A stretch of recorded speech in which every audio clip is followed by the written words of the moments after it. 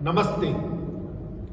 प्राकृतिक चिकित्सालय बापूनगर जयपुर के इस बड़े ही सौहार्दपूर्ण और प्राकृतिक प्रांगण में आप सभी का हृदय की गहराई से अभिनंदन। मित्रों, कब्ज एक ऐसा रोग है जिसे कहा जाता है कि समस्त रोगों की जड़ कब्ज है। कब्ज की गिनती वैसे तो उदर रोगों में होती है। कब्ज अनेक रोगों का कारण बनता है। यदि हम उदर रोगों के बारे में ही बात करें तो जब कब्ज होता है तो गैस, एसिडिटी, अपच, एजिड, अतिसार, संग्रहणी, मोटापा आदि अनेक रोग, यहाँ तक कि स्किन रोग भी आपको होने लगेंगे। इस वीडियो में हम कब्ज रोग क्या है, इस रोग के लक्षण क्या है, इसका निवारण क्या है, इस बारे में विस्तार से जानकारी करेंगे और इसका उपचार किस प्रकार से किया जाता है इसके बारे में जानकारी करेंगे। तो मेरे साथ में है बहन प्रीति शर्मा जी, जो कि राजस्थान सरकार में वित्तीय सलाहकार के पद पर कार्यरत है और विगत 25 वर्षों से योग एवं प्राकृतिक चिकित्सा के क्षेत्र में कार्य कर रही है। मेरे बाईं ओर देश की जानी मानी प्राकृतिक चिकित्सक डॉक्टर किरण गुप्ता जी हैं। आप गोल्ड मेडलिस्ट हैं। आप हमारे को प्राकृतिक चिकित्सा के साथ साथ इस कब्ज के रोग में किस आहार को लेना चाहिए, कितनी मात्रा में लेना चाहिए, किस समय लेना चाहिए, इसकी जानकारी देंगे। उनके साथ हैं प्राकृतिक चिकित्सक डॉक्टर दिलीप जी सारण। आप सब लोग इनसे परिचित हैं। प्राकृतिक चिकित्सक के रूप में इन्हें कार्य करते हुए आज 20 वर्ष हो गए हैं। डॉक्टर दिलीप सारण हमें कब्ज के निवारण के लिए कौन से प्राकृतिक उपचार लेने चाहिए इसकी जानकारी देंगे इस वीडियो में। और डॉक्टर अक्षय शर्मा जी, जो कि BNYS है, पतंजलि से यहाँ अपनी सेवाएं देने प्राकृतिक चिकित्सालय बापूनगर जयपुर पधारे हैं, यहीं कार्यरत हैं। इन्हें भी प्राकृतिक चिकित्सा, योग एवं विशेषतः आयुर्वेद में पारंगत है। यह हमें पंचकर्म की जानकारी देंगे कि कब्ज से मुक्ति पाने के लिए पंचकर्म के द्वारा कैसे हम कब्ज से मुक्ति पा सकते हैं। तो आइए आगे बढ़ते हैं और चलते हैं बहन प्रीति शर्मा जी के पास। नमस्कार दोस्तों, जैसा कि कुलभूषण जी भाई साहब ने बताया कि कब्ज एक ऐसी बीमारी है, ऐसा रोग है जो शरीर की सारी ऊर्जा का क्षय कर देती है। शरीर के भीतर कमजोरी पैदा हो जाती है। पाचन तंत्र सही नहीं होने से सिर में दर्द रहने लगता है, सिर में भारीपन आता है, पेट में भारीपन महसूस होने लगता है, कमजोरी सी महसूस होने लगती है, एसिडिटी की प्रॉब्लम होने लगती है, गैस की प्रॉब्लम होने लगती है। इवन बढ़ते बढ़ते इतनी जटिल समस्याएं उत्पन्न होने लग जाती है कि कैंसर तक के रोगों को हम कह सकते हैं कि कब्ज का मूल है। तो कब्ज से इसीलिए कब्ज को सभी रोगों का मूल माना गया है। एक साधारण व्यक्ति जिसकी दिनचर्या संतुलित है, जिसका आहार विहार संतुलित है, उसका पेट दिन में 1 या 2 बार साफ होना जरूरी है, अर्थात मल का निष्कासन शरीर से जरूरी है।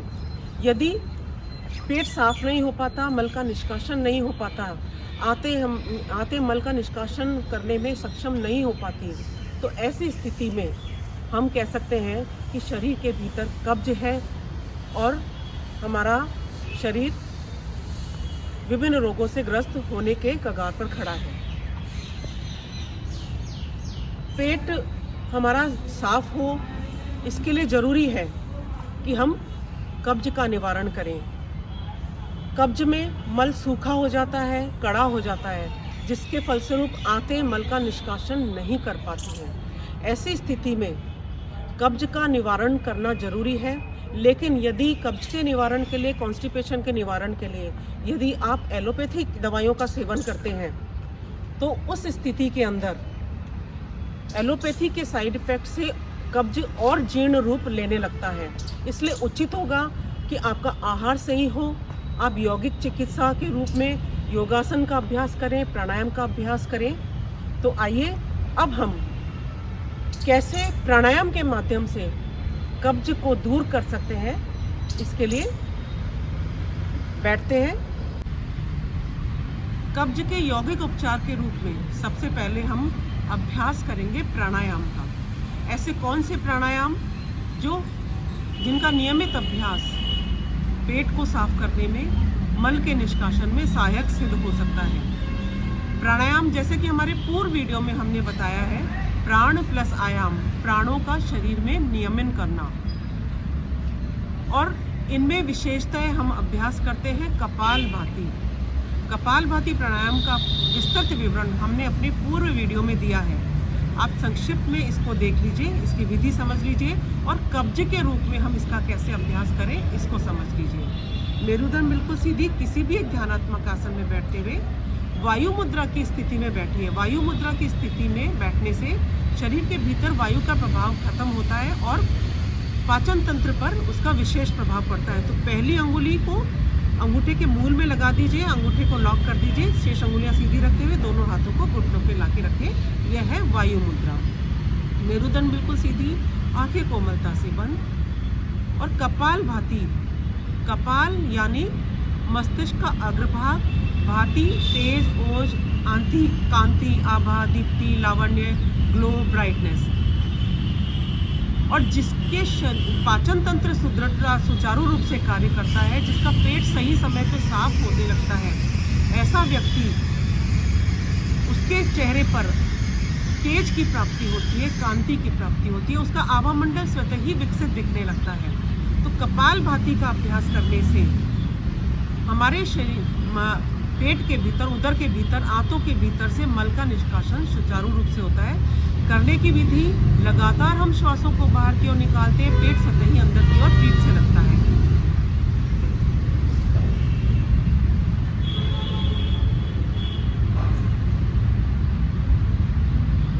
कपालभाति का नियमित अभ्यास गैस, कब्ज, एसिडिटी, अजीर्ण, अतिसार, इन सभी रोगों को दूर करने में सहायक है। कैसे? आप समझ लीजिए कि पाचन तंत्र में सबसे पहला कार्य दांतों से प्रारंभ होने लगता है। जब हम भोजन को चबाते हैं, भोजन को जब हम चबाते चबाते लगातार चबाते हैं तो लार ग्रंथियों से लार निकलता है और वो लार भोजन को पचाने में सहायक होता है। जब कपालभाति का अभ्यास करते हैं तो लार ग्रंथियां हमारी सक्रिय होने लगती हैं। उसके बाद जब भोजन आमाशय में जाता है, आमाशय, लीवर, गुर्दे, आंतें, इन सब का जो कार्य है वो एक्सपेंशन और कॉन्ट्रैक्शन के रूप में है। ये एक्सपेंड होती है और कॉन्ट्रैक्ट होती है, आंकुंचन और संकुंचन की क्रियाएं। पेट जब अंदर जाता है, बाहर आता है, अंदर जाता है, बाहर आता है, तो ऐसी स्थिति में इन अंगों की क्रियाशीलता बढ़ जाती है। लीवर से बाइल जूस का सिक्रीशन होने लगता है, तो प्रोटीन का पाचन शरीर में सही रूप से होने लगता है। आमाशय में ऐसे अम्ल जो भोजन को पचाने में सहायक है, वो उनकी वृद्धि होने लगती है। आंतों के अंदर आंकुंचन और प्रसारण की क्रिया को प्रभावी रूप से बढ़ाने से कपालभाति के माध्यम से धीरे धीरे मल का निष्कासन शरीर के बाहर की ओर हो जाता है। तो इस प्रकार कपालभाति मल के निष्कासन में कब्ज को दूर करने में सहायक सिद्ध होती है। प्रतिदिन आप कम से कम 10 से 15 मिनट कपालभाति का नियमित अभ्यास करते हैं तो शरीर आपका रोग मुक्त होने लगता है और कब्ज मुक्त होने लगता है। दोस्तों, अगली क्रिया जो हम कपालभाति के बात करते हैं वो है अग्निसार की क्रिया। अग्निसार की क्रिया हमने पूर्व वीडियो में अग्निसार की क्रिया के बारे में भी आपको बताया है। संक्षेप में हम फिर से समझ लेते हैं। लंबा गहरा श्वास हम भीतर की ओर भरते हैं और पूरा गहरा श्वास बाहर की ओर निकालकर रोक देते हैं। श्वास को रोकने के बाद पेट को आगे पीछे हिलाना है, पेट को वाइब्रेट करना है। आप देख लीजिए।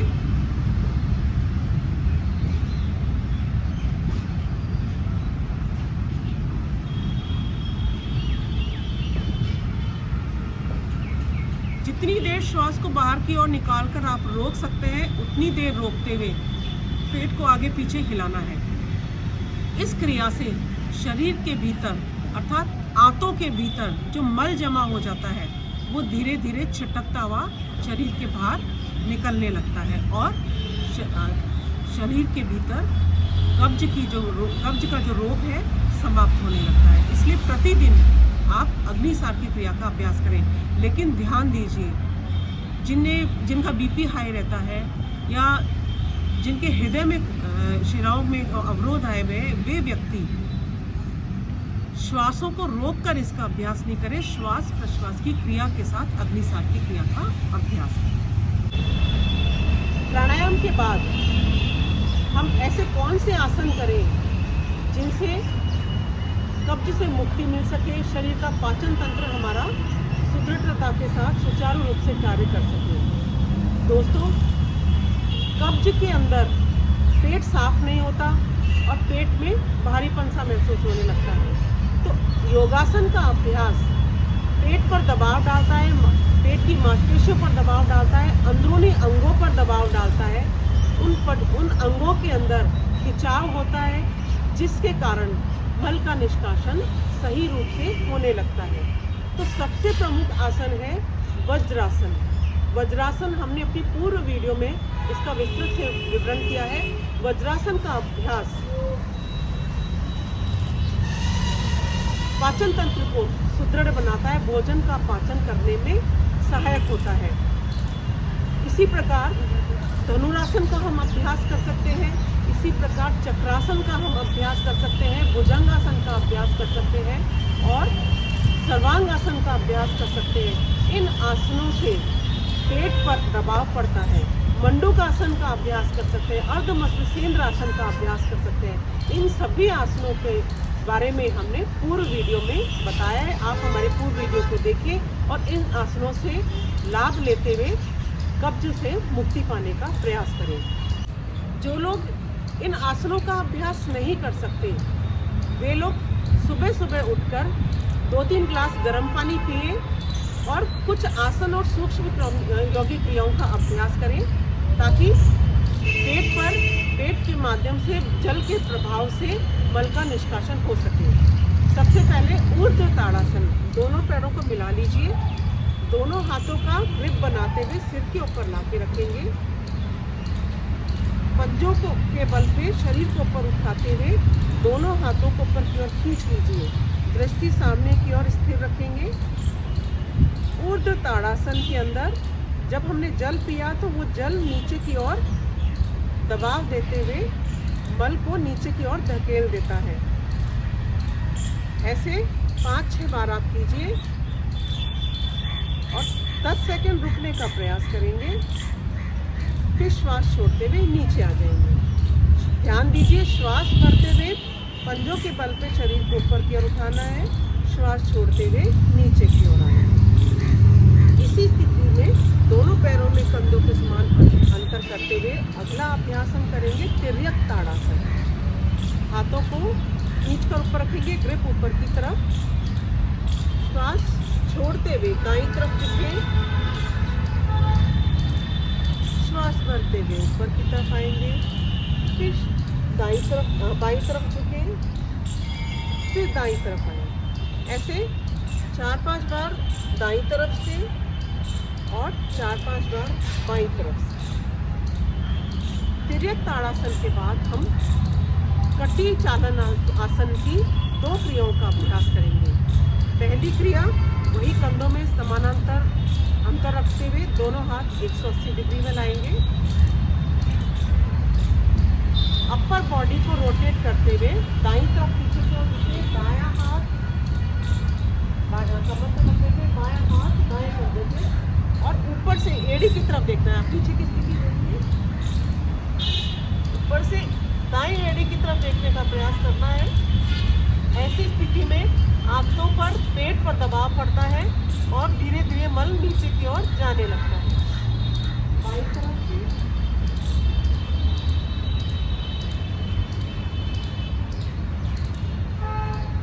कटी चालन की दूसरी क्रिया, दोनों पैरों में कंधों के समान अंतर रखते हुए दोनों हाथों को सामने की ओर इस प्रकार लाएं कि हथेलियां एक दूसरे के सामने की ओर रहें। दाईं तरफ जाते हुए दायां हाथ सीधा, बायां हाथ दाएं कर देंगे, फिर सामने की ओर आएंगे। और यही क्रिया बाईं तरफ। पीछे की स्थिति देख लीजिए। आपका चेहरा, आपका हाथ एक दिशा में सामने की ओर देखता हुआ रहेगा।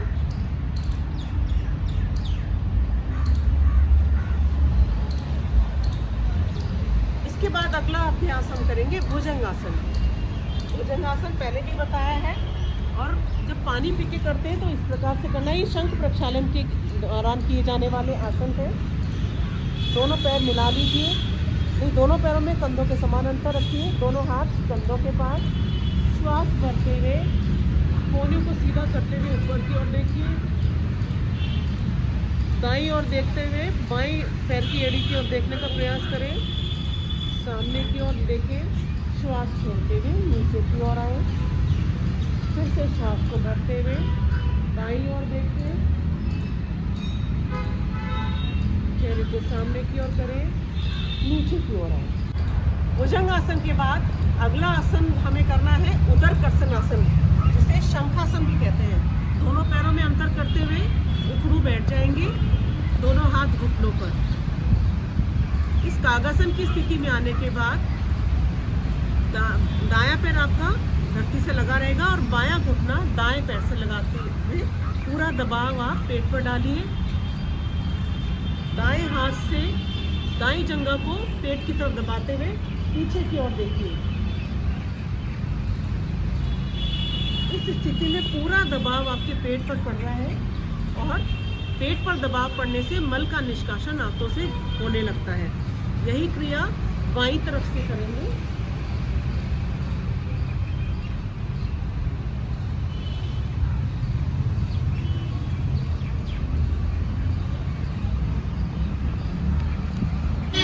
दोस्तों, इन यौगिक आसनों का अभ्यास नियमित करने से, इन प्राणायाम का अभ्यास नियमित करने से आपको कब्ज जैसे रोग से मुक्ति मिल जाती है और आपका पाचन तंत्र सुचारू रूप से कार्य करने लगता है।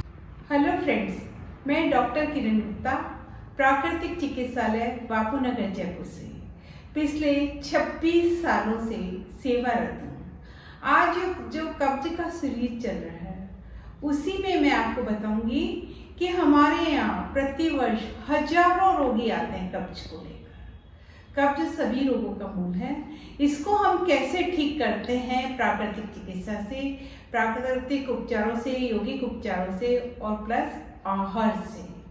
तो मैं आपको जानकारी देना चाहती हूँ कि प्राकृतिक चिकित्सालय में क्या आहार दिया जाता है जिससे रोगी ठीक होते हैं। कब्ज के रोगियों को सबसे पहले शोधक आहार दिया जाता है, क्योंकि प्राकृतिक चिकित्सा और सभी चिकित्साओं में माना जाता है आहार ही औषधि है। तो आहार कैसे हो?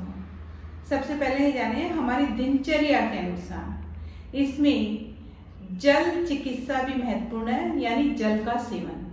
कई लोग आहार अच्छा करते हैं, जल नहीं पीते, तो जल की कमी से सारे रोग हो जाते हैं। आप कितना भी अच्छा खाएं, पर उसका सही पाचन तभी होगा जब आपके शरीर की जल की आवश्यकता पूरी हो जाती है। अब जल कितना पीना चाहिए, ये व्यक्ति के खान पान पर, मौसम के अनुसार निर्धारित होता है। लेकिन ये सर्वमान्य है कि सुबह उठते ही हम अपनी आवश्यकता अनुसार जल का सेवन करें, या तो तांबे के लोटे में भिगोए हुए पानी का तुलसी जल डाला हुआ सुबह उठते ही बासी मुंह बिस्तर पर बैठ के ही जल का सेवन घूट घूट करके करें। उसके पश्चात बिस्तर छोड़ें।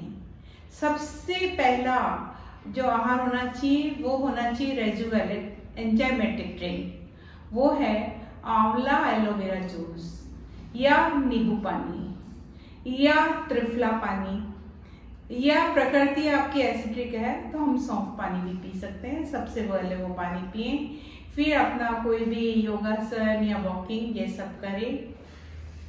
ओशो ने कहा है कि आहार का अर्थ है जो अंदर ग्रहण किया जाए।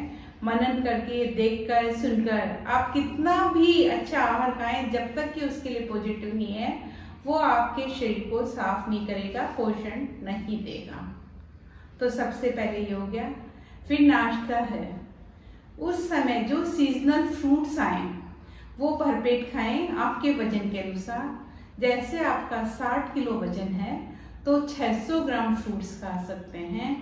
जैसे एप्पल के मौसम में एप्पल, नाशपाती के सीजन में नाशपाती, और पपीता सूट करता है तो पपीता, नहीं तो पाइनएप्पल, अंगूर। अपने शरीर की आवश्यकता मौसम के अनुसार खाएं। इसमें भीगे हुए ड्राई फ्रूट्स ऐड कर सकते हैं, जैसे मुनक्का, अंजीर भीगी हुई 10-15 मुनक्का, 2 अंजीर खा सकते हैं। बादाम और अखरोट भी भीगे हुए खाएंगे रात भर और उनका पानी भी फेंक देंगे। उसमें 5 बादाम, 2 अखरोट जिनका पानी फेंक देंगे। यानी अपने वेट के अनुसार अगर 60 किलो वजन है तो हम 60 ग्राम नट्स ले सकते हैं। ये कब्ज को दूर करेंगे। इसके बाद जब आपका लंच होता है, कब्ज के रोगियों को भी ध्यान रखना चाहिए कि बार बार में कुछ नहीं खाना, कि हमने अभी कुछ खाया फिर 1 घंटे बाद कुछ खाया, ऐसा नहीं होना चाहिए। उनको समय अनुसार खाना चाहिए। एक वेजिटेबल जूस पीना चाहिए जो मौसम के अनुसार होगा। सर्दी के सीजन में गाजर, आंवला, चुकंदर, पालक, धनिया जूस, और गर्मी के मौसम में पेठा या लौकी मिक्स वेजिटेबल जूस हो सकता है, वो बीच में ले सकते हैं। 12 से 1 बजे तक जब आपकी जठराग्नि प्रज्वलित अवस्था में होती है, प्रचुर अवस्था में होती है, सूर्य अपनी प्रचंड अवस्था में होता है, तब ग्रहण करें 12 से 1 बजे के बीच में। उसमें मोटी अनाज का छिलका सहित रोटी खाएं, जिसमें आपका हो सकता है ज्वार, बाजरा, जौ, चोकर गेहूं का ऐड कर सकते हैं। 3 घंटे पहले किसी भी सब्जी के रस में गुदी हुई रोटी, सब्जी, सलाद और चटनी। सबसे पहले सीजनल सलाद खानी है पेट भर के, उसके बाद रोटी सब्जी खाएंगे, हरी चटनी खाएंगे और रायता खा सकते हैं, जैसे सब्जियों का, गाजर का, बथुए का, लौकी का, कद्दू का, जो आपके लिक्विड काम करें। बहुत मिर्च मसाले वाला भोजन प्रयोग नहीं करें, बीच बीच में पानी नहीं पिए। अपने पेट को, खाने को आधा करो, पानी को दुगना, हंसने को तिगना करो, तो आपका पाचन बहुत अच्छी तरह होगा। जब आपने खाना खाया तुरंत पानी नहीं पिएंगे। खाना खाते ही भाग दौड़ नहीं करनी है। आप जैसा कि प्रीति दीदी ने बताया था, वज्रासन में बैठ सकते हैं तो बैठें या लेटें। 8 करवट बाईं, 16 और फिर 32 करवट दाईं। इस तरह से करेंगे तो पाचन अच्छी तरह होगा। 1 घंटे बाद या जब भी प्यास लगे पानी भरपूर मात्रा में पिए। सर्दी है तो कम से कम 7-8 गिलास दिन भर के, और गर्मी है तो 10-12 गिलास पानी पीना है। शाम को 4 बजे हम सब्जियों का सूप या नारियल ले सकते हैं। कब्ज दूर करने के लिए जो कच्चा नारियल है वो 4-4 इंच एक चटक आप खाने के साथ लें, आपकी कब्ज दूर होगी। और शाम का भोजन सायंकालीन 7-8 बजे फिनिश कर दें। हल्का सब्जियों वाला सुपाच्य भोजन होना चाहिए। यानी पूरे दिन में आहार में एक बार आपकी हरी पत्तेदार सब्जियां होनी आवश्यक है। फिर भी अगर कॉर्निक कॉन्स्टिपेशन आपको रहता है तो आप आंवला पाउडर, इसबगोल, सौंफ पाउडर बराबर मात्रा में लेके मिक्स करें। 2 चम्मच सुबह, 2 चम्मच शाम को खाना खाने से पहले लें। आपका पेट साफ होगा। पॉजिटिव रहें, आशावादी रहें और मुस्कुराते हुए रहें। मुस्कुराते हुए खाना खाएंगे और आशावादी रहेंगे तो आपका पूरा दिन अच्छा बीतेगा। दूसरे दिन पेट सुबह साफ होगा। इतना ही मैं कहना चाहूंगी। हम अपने यहाँ जितने भी स्वास्थ्य साधक आते हैं उन सभी को इस तरह की आहार योजना करते हैं। इसके अलावा जो क्रॉनिक होते हैं और जो फल पे रह सकते हैं उनको हम पूरे दिन फलों पर भी रखते हैं। फलों उपवास भी करवाते हैं, रस उपवास भी कराते हैं, जल उपवास भी कराते हैं, जैसे कि आयुर्वेद का भी एक फंडा है, लंगनम महाऔषधम। कोई भी व्यक्ति कम खाकर स्वस्थ रह सकता है, ज्यादा खाकर अस्वस्थ हो सकता है। इस सीजन का फ्रूट अमरूद भरपूर उपयोग करें, आपका कब्ज साफ हो जाएगा। तो thanks to all. Welcome at प्राकृतिक चिकित्सालय, बापू नगर, जयपुर। एक बार अवश्य पधारें। धन्यवाद। नमस्कार, मैं डॉक्टर दिलीप सारण, प्राकृतिक चिकित्सालय बापू नगर जयपुर से। जहाँ 20 वर्षों से मैं कार्यरत हूँ। प्राकृतिक चिकित्सा के बारे में आज कब्ज रोग जो है कॉन्स्टिपेशन, उसको प्राकृतिक चिकित्सा में कैसे दूर किया जा सकता है, तो आओ आज चलते हैं प्राकृतिक चिकित्सा की कैसे कैसे थेरेपी करते हैं। तो आज सबसे पहले गर्म ठंडा सेक जो ये थैली है, बोतल है, उसमें गर्म ठंडा सेक जो है पेट पे करेंगे। नाभि जो है, अपनी नाभि जो सेंटर में रहेगी, नाभि जो सेंटर में रहेगी, 3 अंगुल ऊपर 3 अंगुल नीचे और दाएं और बाएं। ये क्या होता है, अपने आंतों की मूवमेंट बढ़ाने के लिए 3 मिनट गर्म और ठंडा सेक करेंगे। 3 मिनट गर्म करेंगे। 3 मिनट गर्म के बाद में ये टॉवल है उसको गीला करके अच्छी तरह निचोड़ करके उसको 2 मिनट ठंडा रखेंगे। 3 और 2 मिनट का प्रोसीजर यह है। प्राकृतिक चिकित्सा में अपनी आंतों की गति को बढ़ाने के लिए ये प्राकृतिक गर्म और ठंडा सेक करते हैं। 3 बार करेंगे उसको, 3 बार गर्म करेंगे, 3 बार ठंडा करेंगे। उनके बाद में मिट्टी की पट्टी। सेकंड जो उपचार जो है प्राकृतिक चिकित्सा का, यह है मिट्टी का उपचार। मिट्टी का उपचार, मिट्टी दर्दनाशक होती है, गुणनाशक होती है, दर्द को खींचती है। अपनी जो अपना डाइजेशन सिस्टम है उसको गति बढ़ाने के लिए ये मिट्टी का प्रयोग किया जाता है। जो पेट में आंतों में सूजन होती है, सूजन को कम करने के लिए या आंतों की गति को बढ़ाने के लिए, कॉन्स्टिपेशन जैसे कब्जी जो होती है, कब्ज रोग के लिए बहुत ही बढ़िया होती है। तो आंतों का जो मल अंदर पड़ा है, मल को ढीला करने के लिए और आंतों की गति को बढ़ाने के लिए ये अपन यहाँ करते हैं मिट्टी की पट्टी। ये मिट्टी की पट्टी जो है करीबन 30 मिनट मिट्टी की पट्टी, आप देखिए इस मिट्टी की पट्टी जो है, इसमें गीली मिट्टी होती है, उसको पहले तैयार करने की विधि होती है। इसको 24 घंटा पहले उसको भिगोया जाता है। भिगोने के बाद उसको अच्छी तरह तैयार करके ये पेडू के भाग पर मिट्टी की पट्टी लगाते हैं और 30 मिनट से 35 मिनट मिट्टी की पट्टी लगाई जाती है। तो आपके पेट की जो अंदर की गर्मी है उसको अब्जॉर्ब करता है, आंतों का जो मूवमेंट है उसको बढ़ाने का काम करता है। तो आंतों का मूवमेंट बढ़ाएंगे तो आपकी कॉन्स्टिपेशन धीरे धीरे दूर हो जाएगी। ये प्राकृतिक चिकित्सा का उपचार है। ये जो अपना ईस्ट का स्नान कवच रोग के लिए है, ये है कटी स्नान। कटी स्नान का प्रयोग जो करते हैं वो कटी का भाग जो ये मध्य भाग जो है अपने पेट की नाभि के ऊपर तक का पानी आना चाहिए, ऊपर से ऊपर तक का इसका पानी चाहिए। अब ये देखिए कटी स्नान का कब है, उसमें 1/3 और पानी भर दिया होता है, गर्म पानी भर दिया। इसको गर्म ठंडा दोनों भी दे सकते हैं। कॉन्स्टिपेशन जो होती है गर्म ठंडा दोनों बहुत अच्छा काम करता है, या ठंडा भी दे सकते हैं। गर्मियों में ठंडा कॉन्स्टिपेशन के लिए बहुत होती है क्योंकि आंतों को मजबूत करने का काम करता है। अब गर्म और ठंडा दोनों करें तो गर्म क्या करता है, फैलाने का काम करता है, गर्म ठंडा सिकुड़ना। तो आंतों को मूवमेंट बढ़ाने के लिए पहले फैलाएगा, फिर सिकुड़ेगा, फिर फैलेगा, फिर सिकुड़ेगा। इस प्रकार आज जैसे निवाया कटी स्नान उनको हमारे पास साधक है मनराज, उसको हम देते हैं। सर को गीला किया है, ये तो टावल ऊपर रखेंगे टावल। अब इस कटी स्नान के कर्म में बैठ जाएंगे, ये तो सावधानी से बैठेंगे, झटके के साथ नहीं बैठेंगे। ये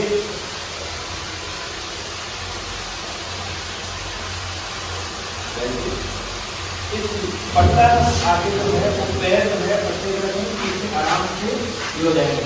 अब इसको नाभि के दाएं बाएं जो है मूवमेंट करेंगे, नाभि के दाएं बाएं हाथ से ये पानी का मूवमेंट करते रहेंगे। जिससे जो कॉन्स्टिपेशन होती है, कब्ज की जो बीमारी होती है, उसमें आंतों में मल जम जाता है। तो मल को ढीला करने के लिए आंतों को मूवमेंट करेंगे। आंतों को मूवमेंट, इसमें छोटी और बड़ी आंतों को दोनों को मूवमेंट साइड होगा तो आपका जो शरीर में जो मल होता है, मल त्यागने का जो समय होता है वो सुबह मॉर्निंग का होता है।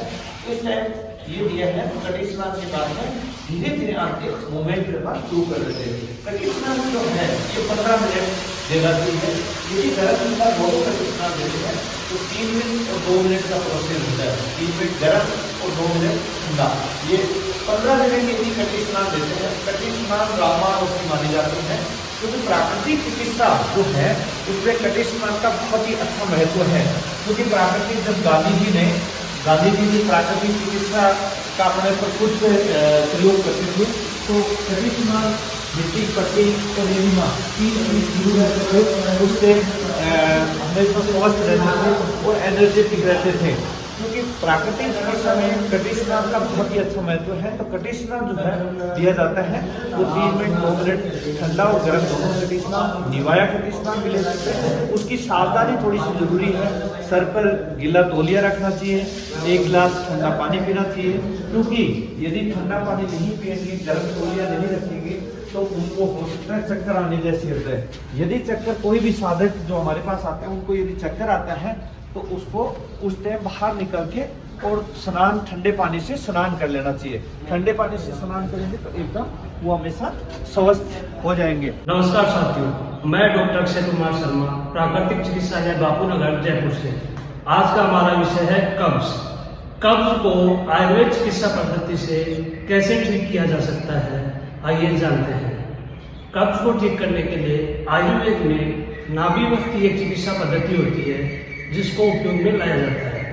इसमें जैसा कि आप देख पा रहे हैं, उड़द के दाल के घेरा बनाया जाता है नाभि के चारों ओर। उसके पश्चात औषधीय घी या औषधीय तेल उपयोग में लाया जाता है। औषधीय घी है ये, त्रिफला का घी कह सकते हैं, यूज में ले सकते हैं, या औषधीय तेल यूज में ले सकते हैं।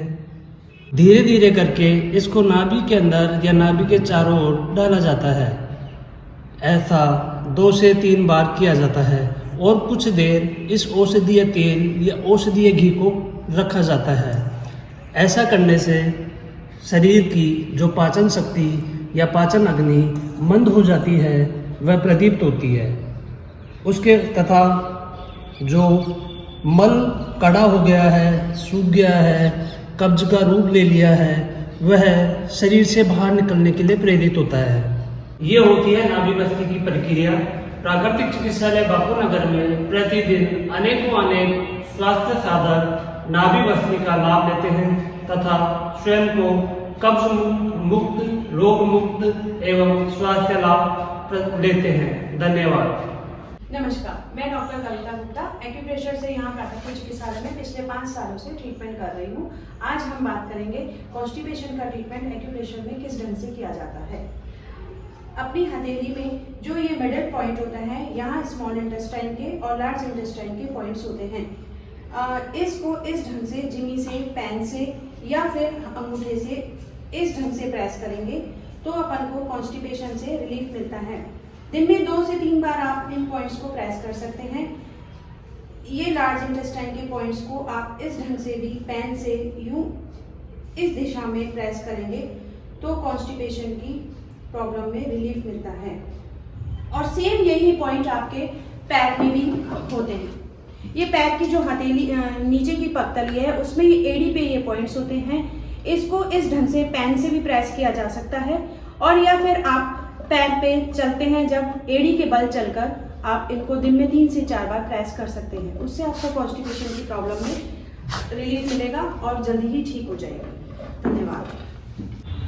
मित्रों, यह प्राकृतिक चिकित्सालय जो कि जयपुर के बापू नगर में स्थित है, राष्ट्रपिता महात्मा गांधी की प्रेरणा से बना हुआ है और यह लगभग 75 वर्ष पूर्व इस प्राकृतिक चिकित्सालय की स्थापना की। आज हमारे विभिन्न योगविद योगाचार्यों, प्राकृतिक चिकित्सकों, एक्यूप्रेशर के चिकित्सक, फिजियोथेरेपी के चिकित्सक और आयुर्वेदाचार्य से आपने किस प्रकार से कब्ज रोग से मुक्ति पाई जा सकती है, व्यवहारिक ज्ञान आपने इसका प्राप्त किया। प्रैक्टिकली किस प्रकार से मिट्टी पट्टी लेते हैं, किस प्रकार से गर्म ठंडा से, किस प्रकार कटी स्नान, कौन से पॉइंट्स को दबाने से कब्ज से मुक्ति होती है, क्या आहार लेने से, किस प्रकार का भोजन लेने से हम कब्ज से मुक्त हो सकते हैं, कौन से आसन, कौन से प्राणायाम करने से हम कब्ज से मुक्ति पा सकते हैं, इस विषय में जानकारी प्राप्त की। आइए एक बार हम इस प्राकृतिक चिकित्सालय के भोजनालय में चलते हैं और किस प्रकार से यहाँ भोजन तैयार किया जाता है इसकी भी जानकारी प्राप्त करेंगे।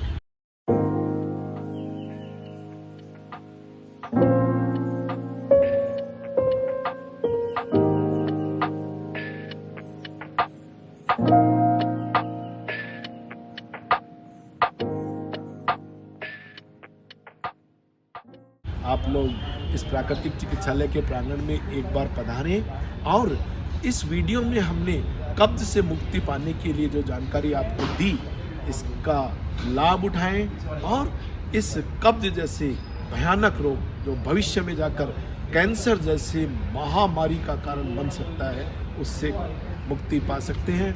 हमारे वीडियो को यदि आपने पसंद किया है तो आप इसे लाइक करें, यदि आपके लिए उपयोगी है तो निश्चित रूप से इसे शेयर भी करें, आपको अच्छा लग रहा है तो कमेंट भी करें।